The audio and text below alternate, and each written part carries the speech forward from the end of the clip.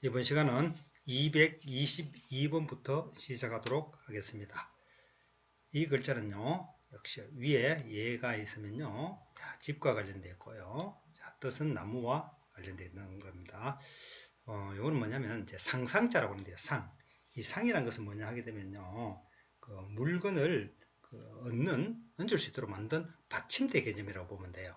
그래서 우리가 이제 일반적으로 생각하는 게 이제 밥상하면 딱 떠오르죠. 밥상이라든가 평상 혹은 침상 혹은 뭐 탁상 뭐 걸상도 되겠지만요. 어쨌든 어떤 물건을 얹기 위해 만들어 놓은 그렇죠. 받침대다. 이렇게 이해하면 되겠습니다. 병원에 주로 쓰는 건데 임상이죠. 임상. 이 임자는 임할 임자라고 하는데요. 임하다는 쉽게 보면 마주하다 이렇게 이해하는 게 이해하기 편해요. 마주하다. 그렇죠? 마주하다. 그래서 이 상과 마주한다는데 주로 이제 병원에서 쓰는 용어로서요. 이 상이 무슨 상자냐? 병원하면 바로 뭐예요? 그죠? 병상이죠. 병상. 병원에 있는 상. 병원에서 환자를 받치기 위한 받침대. 그래서 이제 병상이라고 하죠. 병상. 그래서 병상에 임하다. 그것은 병상과 마주하다. 이런 얘기죠. 병상. 병상과 마주하다 보니까 결국 뭐냐면요. 병상과 마주해서 뭐 하겠어요? 그 질병을 치료하거나 혹은 의학적 연구를 하는 것을 우리가 임상이다. 그래서 우리가 임상실험 이렇게 이야기하죠. 임상 결과 이렇게 얘기합니다. 그래서 병상과 마주하다. 병상과 임하다. 병상에 임하다. 이런 식으로 이야기할 수 있습니다. 임상 이런 말 씁니다. 임상, 병상과 마주하다 이렇게 이해하면 되겠습니다. 임상 유명한 사자성어고요. 동상이몽이라는 건데요. 동상이몽 그래서 같은 침상이죠. 이거는 또 상자가 이제 뭘 얹느냐에 따라서 다 이름 달라지니까 이건 침상이에요. 침상. 침상이라는 것은 침대죠. 침대도 사람을 그렇죠. 얹기 위한 받침대거든요. 그래서 침상 이렇게 합니다. 같은 침상, 다른 꿈, 이몽이요. 이몽, 다를 이자에 꿈몽자. 같은 침상, 다른 꿈. 침상에 남자와 여자가 둘이 있다는 이야기죠. 부부가 있는데 분명히 같은 침상이지만 생각, 꿈은 다르다는 이야기예요. 그래서 같은 자리에 있지만 두 사람의 생각이 서로 다를 때 우리는 동상이몽이라고 이야기하는 거예요. 뭐 예를 들자면 이런 거죠. 이 부부가 뭐 몇 년간 돈을 모아서 이제 적금을 탔어요. 적금을 예를 들어서 5천만 원을 탔는데 같은 평상에서 이제 이 5천만 원과 뭘 할까 생각하는데 아내는 그렇죠? 이 5천만 원을 가지고 집을 좀 더 큰 집으로 옮기고 싶은 생각을 가지고 있고 근데 남편은 이 돈을 가지고 좀 멋있는 차를 사고 싶은 거죠. 그래서 똑같은 5천만 원을 가지고 두 사람이 서로 다른 꿈을 꾼다. 다른 생각을 한다. 꿈이라는 것은 생각이라고 하면 되겠죠. 그래서 같은 침상에서 다른 꿈을 꾼다. 이런 얘기입니다. 이제 처지는 같지만 생각이 서로 다른 경우 우리는 동상이몽이라고 이야기합니다. 동상이몽 같은 침상에서 다른 꿈을 꾼다. 그래서 같은 처지에 있지만 생각은 다르다라는 얘기죠. 여러분도 다 익숙한 단어입니다. 책자의 상상자. 이 책상이라는 것은요, 책을 얹기 위한 받침대, 상이잖아요. 그죠? 그래서 책 받침대, 책상이죠. 책상. 그래서 지금, 뭐 학교나 집에 가나 다 책상 다 있을 거예요. 그죠? 책상. 이 책상의 뜻은 책을 얹기 위한 받침대. 이 책상입니다. 223번입니다. 이 상자는 늘 상자라는 거죠. 늘 상자입니다. 그죠? 수건이 보이네요. 수건. 우리 곁에 항상 늘 있어야 되는 게 수건 아니겠어요? 수건이죠? 수건. 그렇게 생각하면 됩니다. 항상이라는 거죠.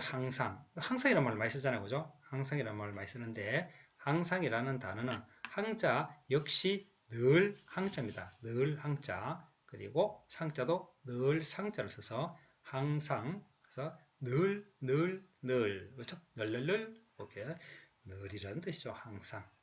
그러면 한 개 더 여기서 알아둔다면죠. 우리가 늘 가지고 있어야 하는 마음. 사람이라면요.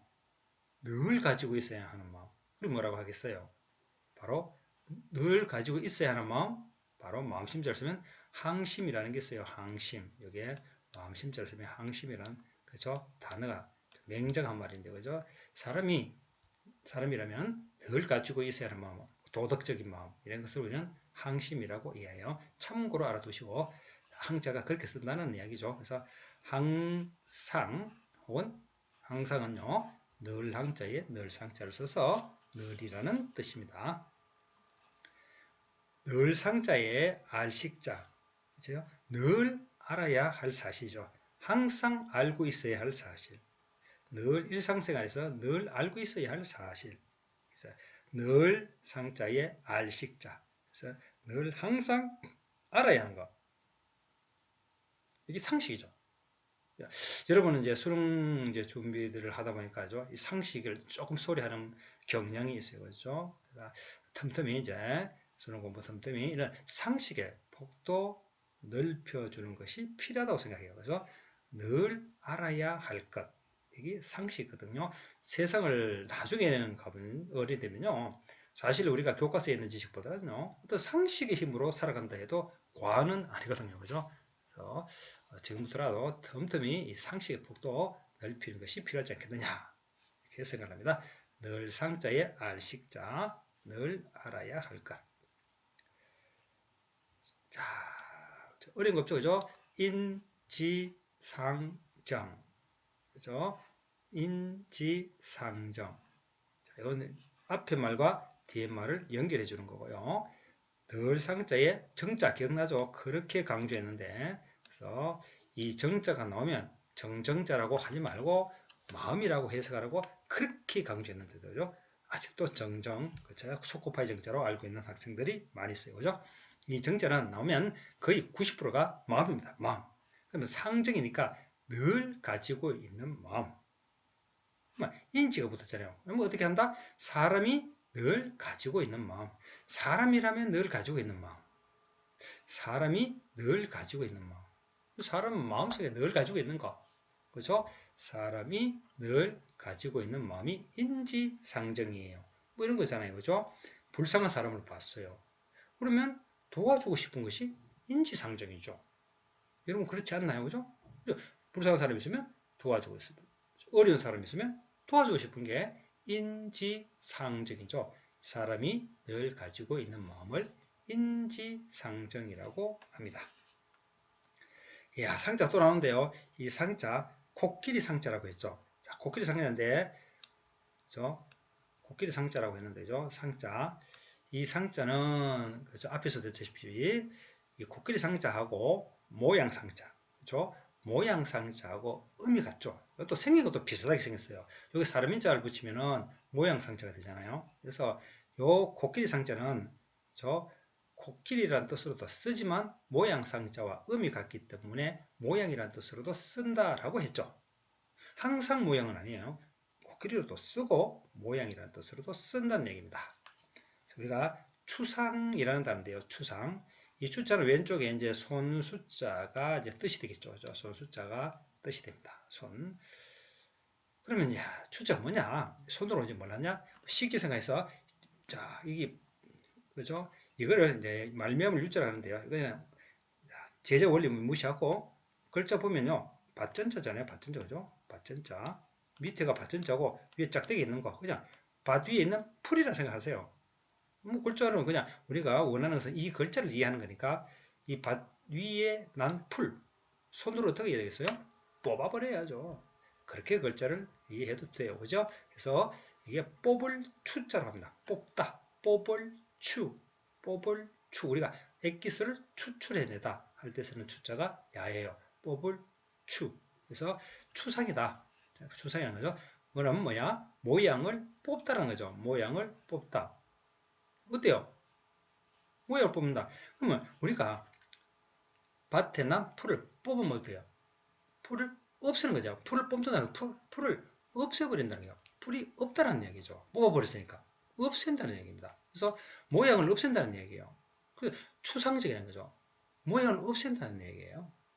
그래서 이제 추상적이 반대 말이 이제 구체적인데 추상적이라는 것은 모양이 없다는 거죠. 모양을 없앴으니까 풀이 있었는데 풀을 뽑아서 없애버렸으니까 없잖아요.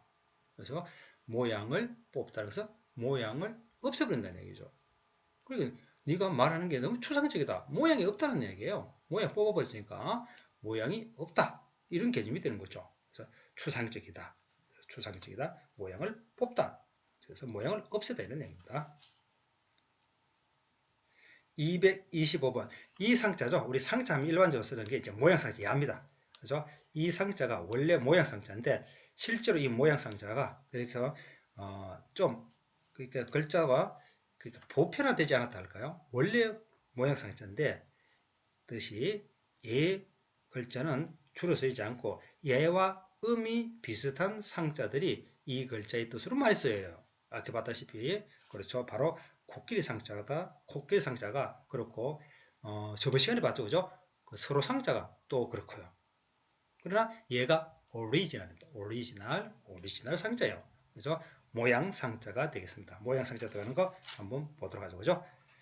생각 상자의 모양 상자입니다. 생각상 모양상 그죠? 생각상 모양 상자니까 모양을 생각하다. 어떤 모양을 생각하는 거죠. 모양을 생각한다. 머릿속으로 어떤 모양을 상상하는 거죠. 그래서 우리 상상 많이 썼잖아요. 그죠? 긴 머리, 긴 치마를 입은 난 그를 상상하고 있었지만. 그죠? 노래 보면, 그 김건모의 노래 보면요. 그 첫인상이라는 노래가 있어요. 그 주인공이 이제 어떻게 보면 이제 어떤 데이트를 하러 나갔는데 아마 소개팅을 나갔나 봐요. 소개팅을 나갔는데 그래서 이 주인공이 나오는 이제 여자가 긴 머리, 긴 치마를 입은 그런 여자를 상상한 거예요. 물론 이제 머릿속으로 이제 모양을 상상한 거죠. 그런데 딱 나온 이 여자의 첫인상이 짧은 머리에 찢어진 청바지를 입고 나왔다. 이런 노래가 있거든요. 그래서 우리가 상상한다 이 말은 뭐냐? 머릿속으로 어떤 모양을 생각한다는 거죠. 모양을 생각한다. 상상하다 라고 이야기합니다. 많이 쓰는 거죠. 자, 초자 기억납니까? 이 초자. 자, 이제 기억나죠? 작은 달, 초승달, 그죠? 초승달 같은 녀석, 이제 막 짜증날 정도예요. 그죠? 닮을 초자고요. 모양 상자에 그림 한자입니다. 그림 다르죠? 자, 그림이고요. 어떤 그림이냐? 모양을 닮은 그림이다. 모양을 닮은 그림이다. 보통 보면 사람이잖아요. 그죠? 사람의 얼굴을 많이 그리는데, 그죠? 모양을 닮은 그림을 우리는 초상화다. 이렇게 얘기하죠. 초상화. 모양을 닮은 그림. 우리 초상하면은 떠오르는 사람 있잖아요. 그죠? 레오나르도 다빈치. 맞죠? 모나리자죠. 모나리자 하면 이제 초상화 대표적인 작품이잖아요. 그죠? 모양을 닮은 그림이다. 그죠? 모양을 닮은 그림, 초상화. 우리 보면은 그 집에 보면요. 각자 이렇게 초상화 하나씩, 그죠? 있는 집이 많아요. 그죠? 자기의 모양을 닮은 그림, 초상화 되겠습니다. 자, 날생자죠. 초딩용 수준인데, 그죠? 날생자, 이야기했죠. 그죠? 날생자는요, 여러 가지 뜻이 있죠. 태어나다. 날생자, 나다. 그런데 태어났으면 어떻게 해요? 멋있게 살아야 되지 않겠어요? 그러니까 이게 살생자도 되는 거고요. 또 살아있는 것 중에 가장 소중한 존재는 누구냐? 바로 사람이라는 거죠. 그래서 얘는 크게 뜻이 나다, 살다, 사람 이렇게 세 가지 뜻이 있어요. 그죠? 모르는 글자가 없죠. 날생자의 살생자, 사람생자의 나물체자 기억나죠? 나물체자입니다. 그죠? 생체라는 게요. 생체. 살아있네요. 그죠? 살아있는 나물이죠. 살아있는 나물, 생체. 살아있는 나물입니다. 생체, 또 이렇게 뭐 있어요? 우리가 보통 보면 나물을 먹을 때 보면요. 데쳐 먹거나 삶아 먹는데 생체, 살아있는 나물, 산채로 먹는 나물이 있죠. 그 대표적인 게 바로 뭐야? 상추라는 거죠. 상추. 이 생체가 음이 변하면 나중에 상추가 된다고 해요. 그죠? 비슷하죠? 그죠? 살아있는 나물이다. 그죠? 살아있는 나물, 생체라고 하는 겁니다. 그죠? 생체, 태생이라는 겁니다. 태생. 이 태자는 역시 그죠? 왼쪽에 이제 고기 육자, 이 다루이 아니라 고기 육자입니다. 그죠? 고기 육자. 이게 이제 아이벨 태자라고 하거든요. 아이벨 태자의 날생자. 그래서 임신을 해서 태어나다. 그 임신을 통해 태어나다. 이게 바로 태생이거든요. 임신을 통해서 태어나는 거. 그냥 이제 그냥 태어나다 이런 뜻으로도 쓰고, 어쨌든 뭐 태어나는 거니까 임신을 통해서 태어난다 이런 뜻으로도 써요. 이제 왜냐하면 우리가 이제 난생이라는 개념이 있죠. 난생 알란자가 있잖아요. 알란자. 그래서 알에서 태어나는 걸 난생이라고 그러고요. 얘는 이제 임신을 통해서 이제 태어나는 것을 태생이라고 그래요. 그래서 이 태자가 아이벨 태자라고 합니다. 우리 잉태하다 이럴 때 쓰는 태자가 야가 되겠어요. 그래서 아이벨 태, 임신을 통해서 태어나는 것을 우리는 태생이다 이렇게 이야기합니다. 그죠? 태생. 자, 요 파자는요, 이제 물자는 물이 보면요, 이렇게 물이 흐르다 보면요, 큰 이제 강줄기에서 이렇게 하다 보면 이렇게 흘러가다 또 이렇게 많이 갈라지죠. 물이 이렇게 일로도 갈라지고 일로도 갈라지고 이렇게 막 갈라지거든요. 물이 흐르다 보면 거죠. 이렇게 막 갈라지다 보니까 이게 이제 갈래, 이렇게 갈래 파자예요. 갈래 파자, 이제 갈래 파자, 그래서 이제 이 파생이란 말은 뭐냐? 갈라져 나오다, 갈라져 나다, 이런 뜻이죠. 갈라져 나다. 이제 갈라져 생겨나다 이런 개념이죠. 갈라져서 생겨나다. 그래서 우리 보면 파자 뭐냐면은요, 뭐 인상파다, 뭐 낭만파다, 뭐 청록파다, 이제 갈라져 나다, 갈라져 나오다, 갈라져 나다, 태어나다 이런 뜻이죠. 갈라져 나다. 그래서 파생되다, 갈라져서 생겨나다, 뭐 이런 뜻입니다. 이제 갈라져서 생겨나다, 갈라져서 나다. 그래서 파생 이렇게 씁니다. 파생. 갈래 파자의 날생자. 이건 숫자인데, 이건 이제 숫자인데 참 어려운 숫자죠, 그죠? 처음 보는 숫자지 싶은데, 숫자면은 우리가 일반적으로 딱 떠오르는 것은요, 글숫자를 떠올리죠, 그죠? 글숫자. 아까 모양상자도 봤지만, 그죠? 일반적으로 숫자 하게 되면요, 글숫자를 많이 떠올려요. 글숫자. 근데 이 글숫자는 명사로 쓰게 되면요, 글이겠죠. 그리고 또 책이란 뜻으로도 쓰고요. 그런데 얘가 동사로 쓰게 되면 쓰다가 돼요. 그렇죠. 그래서 여러 가지 뜻으로 쓰이는데, 이 숫자가 대표 숫자예요. 숫자로 보면 아까 상자의 모양 상자처럼 이 숫자가 대표 숫자인데, 요것도 숫자예요. 자, 숫자인데 요 숫자하고 음이 같죠.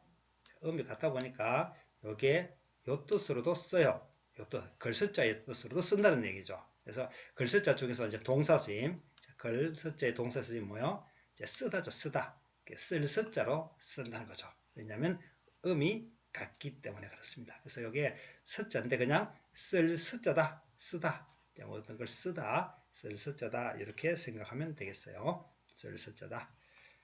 쓸 숫자에 경치 경자를 써서요, 경치를 쓰다.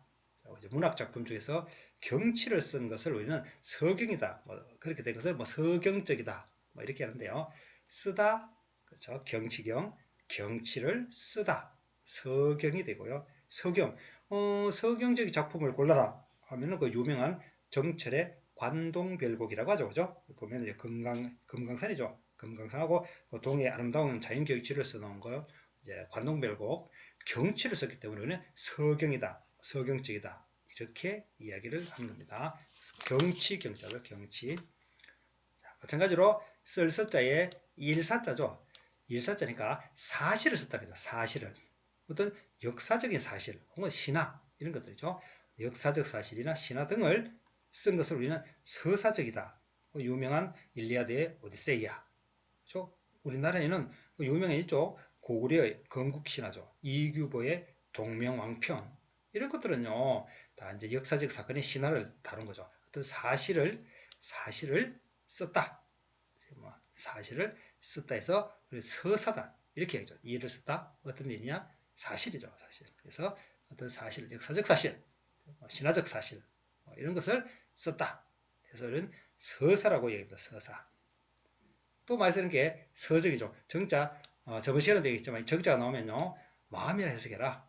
뭘 썼는데 내 마음을 썼다. 내 마음속에 있는 내용을 썼다. 마음을 썼다는 거죠. 그걸 바로 서정이라고 하죠. 서정. 내 마음속에 있는 것을 썼다. 서정시. 서정시. 그래서 서정시의 대표가 뭐 있느냐? 그렇죠? 바로 김소월의 진달래꽃이잖아요. 진달래꽃.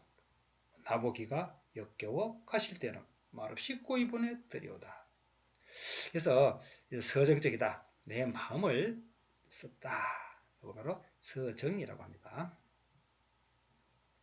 228번 착할선자. 그죠? 이 착할선자는 유명하죠. 유명합니다. 착할선.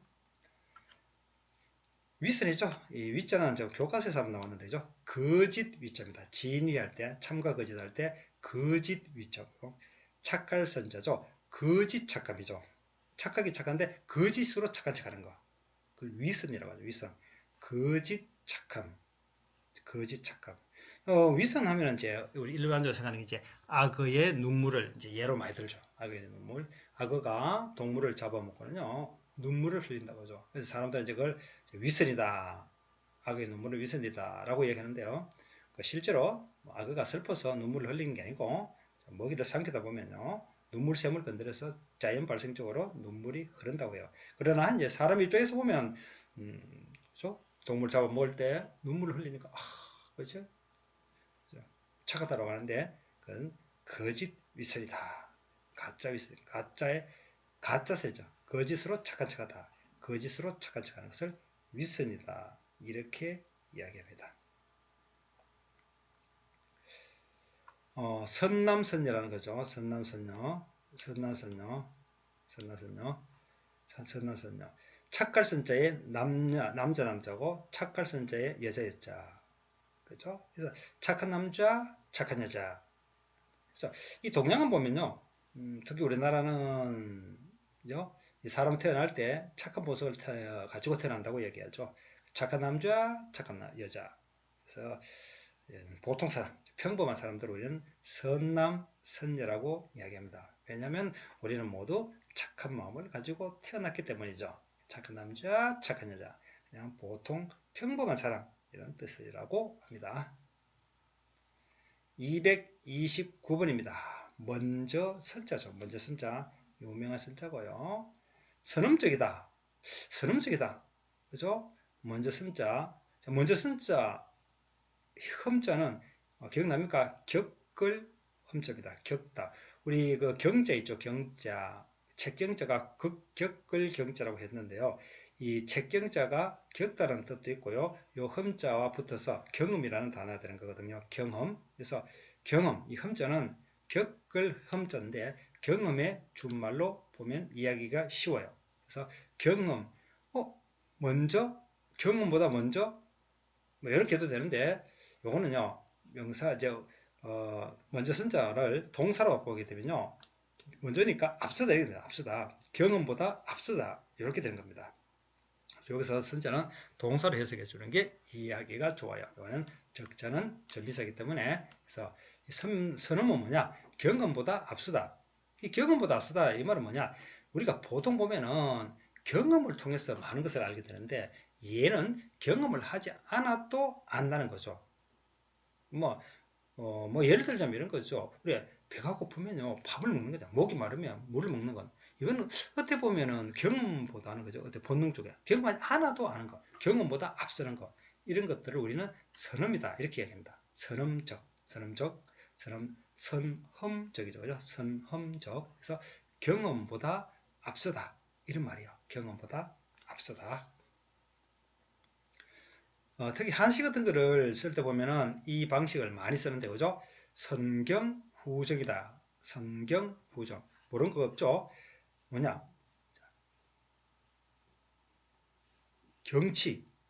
경치를 먼저, 마음을 뒤에, 이런 뜻이죠. 먼저 경치, 뒤에 마음. 이렇게 해도 되고요. 경치를 먼저 쓰고, 마음을 뒤에 쓴다. 이런 이야기예요. 우리가 글을 쓸 때, 시를 쓸 때, 한시에서 많이 이용하는 방식인데, 그죠? 경치를 먼저 씁니다. 앞에. 경치를 먼저 쓰고요. 내가 하고자 싶은 마음, 요거를 뒤에 쓰는 거죠. 그래서 경치를 먼저 쓰고 마음을 뒤에 쓴다. 그래서 이걸 선경후정이라고 얘기합니다. 그 대표적인 그 작품을 보면요. 그 유리왕 있죠, 유리왕. 유리왕의 그 황조가가 그런 건데요. 펄펄 나는 저 꾀꼬리 암수서로 정다워라. 딱 보면 성경이잖아요, 그죠? 그 꾀꼬리 딱 눈에 경치죠. 저 나무 위에 있는 그죠? 암수 꾀꼬리 한 쌍. 경치인데 내가 하고 싶은 말은 뭐냐? 외로워라 이 내 몸은 네와 함께 돌아갈까? 나의 외로움이죠. 내 마음. 그래서 경치를 먼저 쓰고 마음을 뒤에 쓰는 거. 그렇죠? 이런 거 표현 방식을 선경, 후정 이렇게 이야기합니다. 글자가 어려운 건 아니죠, 그죠? 그죠? 이제 아는 글자를 이용해서 최대한 여러분들이 쉽게 바로바로 이해할 수 있습니다. 경치를 먼저 쓰고 내 마음을 뒤에 쓰는 방식, 선경, 후정이라고 합니다. 230번입니다. 이 선자는 뽑을 선자랍니다. 뽑다. 뽑다. 우리가 초이스 개념이죠. 선택하다, 뽑다 이런 게인데요. 뽑을 선자. 뽑을 선자에 좋아할 고자죠. 좋아할 자는 너무 쉬운 글자죠. 그래서 우리가 선호한다. 선호한다는 말이 있는데 선호하다. 선호하다가 뭐냐면은 뽑는다는 거죠. 뭘 뽑느냐? 좋아하는 것을 뽑는다는 거죠. 네가 어느 것을 좋아하느냐? 좋아하는 것을 뽑아라. 이게 바로 선호하다는 얘기예요. 우리가 거참 오래된 그죠 선호 있죠. 대표적인 게 바로 남아 선호 사상. 남자와 여자가 있을 때 남자를 더 좋아한다는 거죠. 좋아하는 것을 골라라 할 때 남자를 고른다는 얘기예요. 그래서 남자를 선호한다. 그래서 남아 선호 사상이라고 해서 지금은 많이 없어졌지만 그죠? 아직까지 그래도 아직 남아 선호 사상이 남아있는 경우가 있어요. 그죠? 그래서 선호한다. 좋아하는 것을 뽑는다. 이런 뜻입니다. 그래서 좋아하는 것을 뽑다.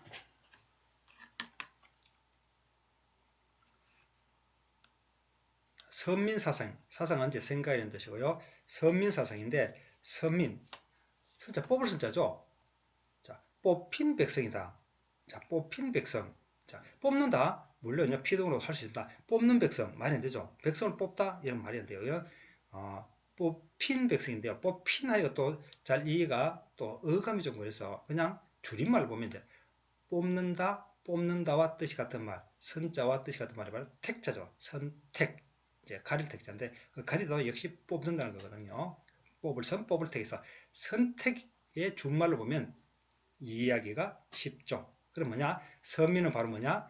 선택된 백성. 그죠? 선택된 백성이라는 생각이죠. 우리는 선택되어졌다. 이런 생각입니다. 이런 사상이죠. 생각이죠. 우리는 선택된 백성이다. 일반 백성, 일반 너희 다른 나라 얘들하고 다르죠. 우리 민족은 선택된 백성이다 라는 거죠. 바로 그 청동기 시대에 형성되었다고 이야기하는데 그죠? 누구한테 선택됐느냐? 하나님에게 선택됐다. 하나님에게 선택된 백성. 그죠? 아무래도 우리가 너희 나라 민족보다 우리가 우월하다는 거죠. 우리는 하나님에게 선택된 백성이야 임마. 이런 개념이거든요. 그래서 그걸 이제 선민사상이다. 선민사상. 선택된 백성이다. 우리 너희들하고는 달라 임마. 이런 개념이죠. 그죠? 선택된 백성이라는 생각. 바로 선민사상이 되겠습니다. 그죠? 231번 눈설자 유명한 글자가 되겠습니다. 눈설자. 모르는 글자 없죠. 그죠? 눈설자의 말맞자. 설마. 설마? 진짜 설마 그 설마? 그럴 리가요. 그럴 리는 없습니다. 그죠? 이 설마. 해석해 볼까요? 눈설 말마. 눈 위를 달리는 말. 여러분 눈 위를 달리는 말을 본 적 있나요? 말은 눈 위를 달리지 않아요. 미끄러져서 못 달립니다. 그죠? 그래서 이 눈 위를 달리는 말, 이 말이 의미하는 건 뭐냐? 눈 위를 말처럼 빨리 달린다 이런 이야기예요. 눈 위를 말처럼 빨리 달린다. 그런 뜻이지 실제로 눈 위를 달리는 말을 의미하지는 않아요. 그래서 얘가 눈 위를 보니까 굉장히 말처럼 빨리 달린다 이거죠. 한번 생각해 볼까요? 이 설마 자, 세월이 지나면서 이 설마의 음이 바뀝니다. 뭘로 바뀌었을까요? 그래요. 바로 흰눈 사이로 썰매를 타고 그렇죠? 달리는 기분, 상쾌하다. 벌써 크리스마스가 한 달 전으로 왔네요. 그죠? 그러니까 썰매의 본뒷말이 바로 설마라고 합니다. 그래서 설마가 나중에 썰매가 되었다고 해요. 눈 위를 말처럼 빨리 달린다. 이런 뜻이 되겠습니다. 눈설자는요, 동사로 쓰일 수 있어요. 그래서 눈은 이제 명사고요. 눈이 색깔이 하얗잖아요. 그럼 하얘지려면 어떻게 해야 되겠어요? 깨끗이 씻어야 되겠죠. 그래서 눈설자가 동사로 쓰면요, 씻다가 됩니다. 씻다. 그렇죠? 씻다, 씻어내다 이런 뜻입니다. 그죠? 욕될 욕자죠. 욕되다. 넌 나에게 모욕감을 주었어. 유명한 대사가 있잖아요. 그죠? 모욕할 때 쓰는 욕자, 욕될 욕자입니다. 욕될 욕. 그래서 설욕이라고 하죠. 설욕. 욕됨을 씻다. 욕됨을 깨끗하게 씻는 것. 욕됨을 씻다가 바로 설욕의 뜻이 되겠습니다. 욕됨을 씻다. 욕됨을 씻다. 자, 원자 나왔죠? 저는 언덕 원자라고 얘기했죠. 언덕 원자. 언덕 원자입니다. 이제 눈술자니까요. 눈 덮인 언덕 이런 개념이죠. 눈 덮인 언덕. 그렇죠? 언덕에 눈이 내렸어요. 그죠? 눈 덮인 언덕. 멋있잖아요. 그거 보면 그 러브 스토리. 자, 기억납니까? 그죠? 그 서른이 그죠? 남녀가 이렇게 뛰어다니는 모습. 설원. 눈 덮인 언덕. 그래서 설원입니다. 설원. 요즘은 뭐 설원에는요. 그죠? 그 스키를 타야 되죠. 스키를 타면 설원. 설련을 눕히면 스키를 탄다. 그죠? 눈 덮인 언덕이 되겠습니다. 232번 말씀설자라고 합니다. 말씀설자. 말씀설자의 밝을 명자죠. 밝을 명자. 말이 밝을 때 이렇게 말이 안 되겠죠. 그죠? 한자는 여기죠. 한자는 특히 생각을 많이 해야 됩니다. 그죠? 밝다 고정시키면 안 돼요. 유연하게 바꿀 수 있어야 됩니다. 자, 말씀설자의 밝을 명자. 이해가 안 되죠. 그죠? 그러면 이 밝다를 어떻게 밝히다라고 바꿔야 되는 거 느낌 뭡니까? 말로 밝히다. 설명이라는 것은요. 말로 밝히는 거예요. 어떻고 이것을 설명한다는 것은 말로 밝히는 거예요. 그래서 그걸 설명이라고 하잖아요. 설명. 그래서 말로서 어떤 사실을 밝히는 거. 그래서 우리는 설명이라고 하는 겁니다. 설명. 설득. 기억나는지 모르겠는데 이 덕자 한자에서는요. 덕으로 발음 나는 한자가 요 하나 있어요. 그죠? 얻을 덕자. 뜻도 하나밖에 없다고 이야기해줘. 그죠? 말씀설 얻을 덕. 말을 얻을 수 없고 말로 얻다. 이렇게 되겠죠. 말로 얻다. 말로 얻다 하니까 뭐가 부족해요. 그죠? 뭐가 빠졌다? 바로 목적어가 빠졌다는 이야기죠. 그럼 목적어는 뭘까? 그리고 설득이 뭐예요? 설득. 말로 얻는 거잖아요. 뭘 얻는 거예요? 상대방의 마음을 얻는 거죠. 그래서 말로 상대방의 마음을 얻는다. 이게 완벽한 설득의 뜻이 되겠죠. 설득. 말로 상대방의 마음을 얻다. 자, 이번 시간에 마지막, 그죠? 한자입니다. 233번이죠. 그죠? 혀설자입니다. 혀설자고요. 혀설자의 싸울 전자입니다. 혀설자의 싸울 전. 그래서 설전이란 말은 그죠? 혀로 싸운다 이런 뜻이에요. 혀로 싸운다. 그럼 혀로 어떻게 싸우는데 혀가 하는 일이 뭐냐 이러죠. 혀가 하는 일은 바로 말을 하는 거잖아요. 말. 혀가 없으면 우리는 말을 못해요. 그죠? 이렇게 말을 할 수 있는 것도 다 혀가 있기 때문이죠. 그래서 혀가 의미하는 거 바로 뭐다? 말이다. 그럼 뭐야? 혀로 싸운다 이 말은 뭐다? 말로 싸운다. 다른 말로 좀 말싸움이죠. 말싸움. 설전을 펼친다. 말싸움을 하다. 이렇게 쓰는 겁니다. 자, 오늘도 고생 많이 했습니다.